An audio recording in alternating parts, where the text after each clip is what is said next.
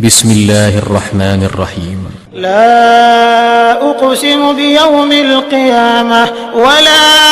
أقسم بالنفس اللوامة أيحسب الإنسان أن لن نجمع عظامه بلى قادرين على أن نسوي بنانه بل يريد الإنسان ليفجر أمامه يسأل أيان يوم القيامة فإذا برق البصر وخسف القمر وجمع الشمس والقمر يقول الإنسان يومئذ أين المفر كلا لا وزر إلى ربك يومئذ المستقر ينبأ الإنسان يومئذ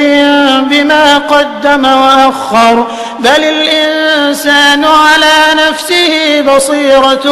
ولو ألقى معاذيره لا